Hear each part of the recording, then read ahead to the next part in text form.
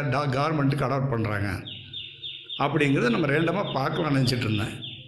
அதில் ஃபஸ்ட்டு வந்து ISO, you know better, then comes wrap, and then 4-point garment inspection or fabric inspection system.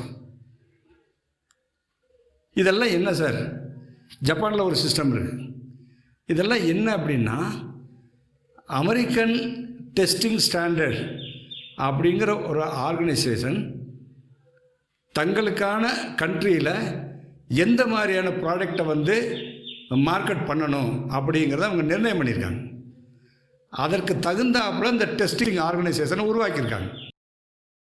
அந்த testing organisation set பண்ணுற ஸ்டாண்டர்டில் fabric இருந்தால் R garment இருந்தால் or any product what ever it may be, that will be good for their country அப்படிங்கிற quality சிஸ்டத்துக்கு அவங்க